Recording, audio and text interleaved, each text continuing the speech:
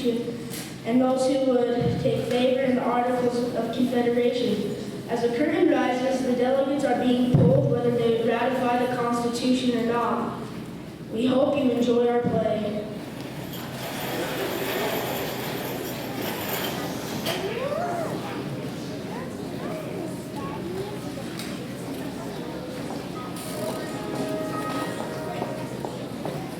Delaware. The state of Delaware ratifies the United States Constitution.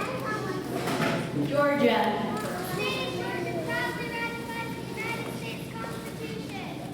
New Jersey. New Jersey proudly ratifies. Pennsylvania. The state of Pennsylvania ratifies the Constitution. Connecticut. Connecticut ratifies. Massachusetts. Massachusetts proudly ratifies. Maryland. The state of Maryland ratifies. South Carolina. South Carolina ratifies. New Hampshire. New Hampshire ratifies.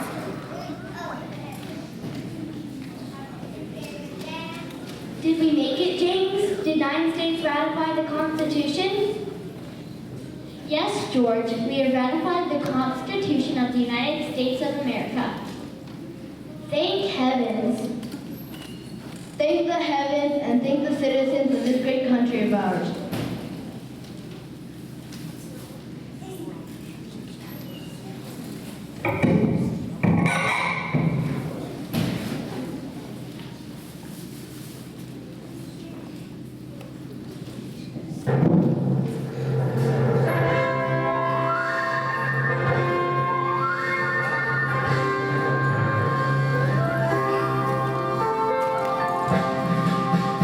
It's the thing that holds us together and keeps us from falling apart. The Declaration's the soul, but the Constitution's the heart. It's the thing that holds us together and keeps us from falling apart. The Declaration's the soul.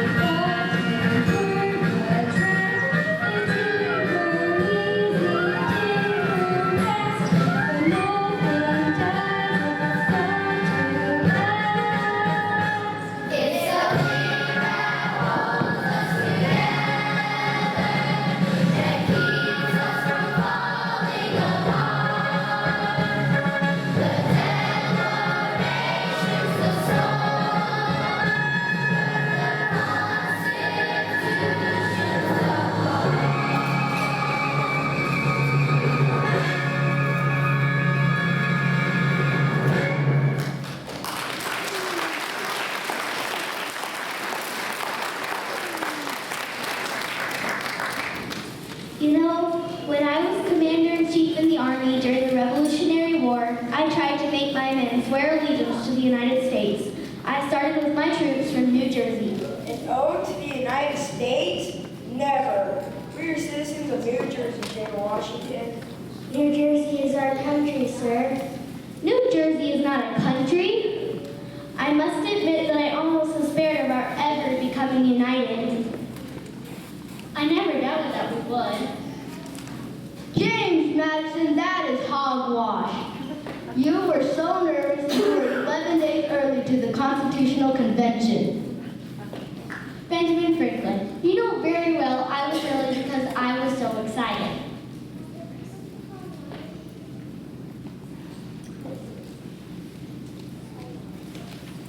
That James Madison, I declare, he's no bigger than a half a bar soap. What do you George Washington is so tall, he certainly stands out in the crowd. Doesn't have a lot to say for himself, though, does he? On the other hand, Benjamin Franklin never stops talking. Well, Franklin is all ready too. He has a lot to say. Benjamin Franklin. Why, Alexander Hamilton from New York. Good to see you. Hello, Ben. I'm delighted to be here. We cannot go on being linked by these loose articles of confederation. We need a strong central government. There's another man who never stops talking, Alexander Hamilton from New York. But he's smart, and I think he's right. There has to be some sort of change since war things have really been going downhill. The British still have forts in the West. Don't they know they lost the war? There's nothing we can do about it. The army hasn't been paid in months and the men are just picking up and going home. That's because nobody wants to pay taxes. And nobody has to. There's nobody to collect them. What does it matter? Our money is worthless anyway. States are printing their own. Our ships are being sunk by pirates. Americans are being captured. States are fighting with each other. No, Yankee! Loud Pennsylvania buckskin. Stop it! Something must be done.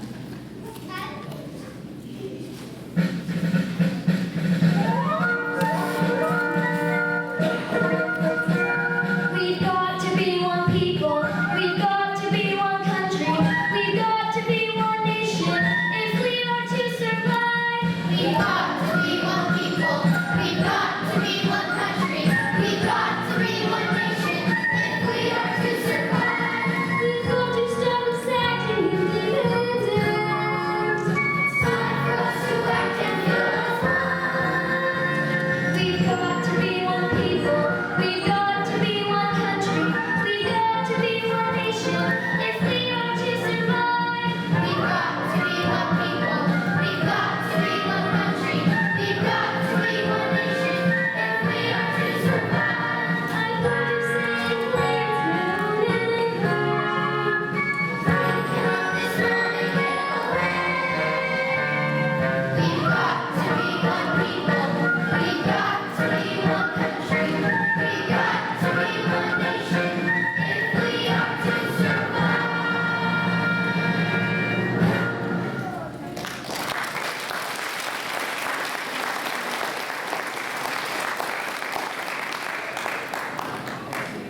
Well, George Washington, if something must be done, you're the man to do it. You're the best known citizen of this land and the most respected. We must have a meeting to talk about the Articles of Confederation, and you must come to it.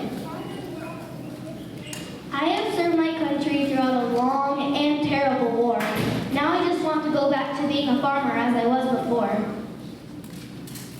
You can't go back, George. The country needs you. The country trusts you. George Washington wouldn't be involved in anything that was bad for the country. And how about you, Benjamin Franklin? You are one of our most brilliant statesmen.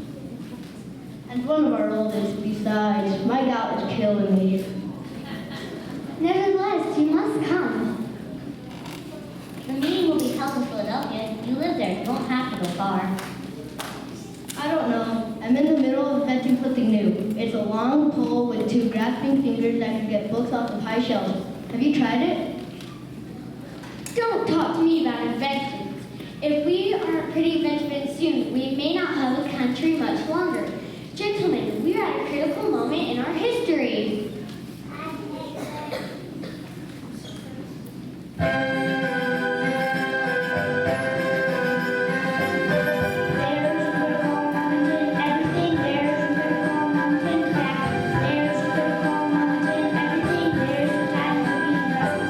If it comes, seize it then. It may never come again. There's critical moment, everything there's critical moment.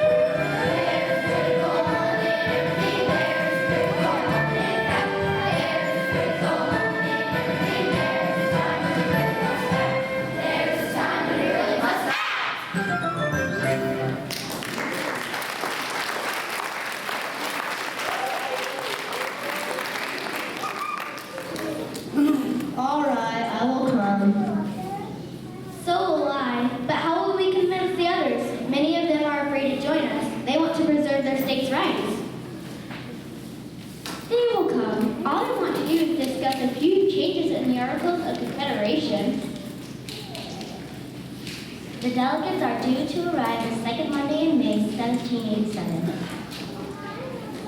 Although some of them won't show up until months later. And, of course, George Washington is elected the presiding officer of the convention. Madison, you can be the secretary. You like to get everything written down. Thank you. I'd be delighted. Washington. The chair recognizes Governor Edmund Randolph of Virginia. This country is in a bad way, Mr. Washington. We need a totally new constitution and a different form of government.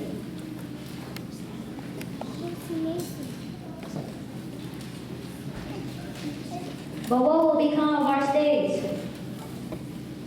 We can never become a nation as long as each state is allowed to pursue its own foreign policy.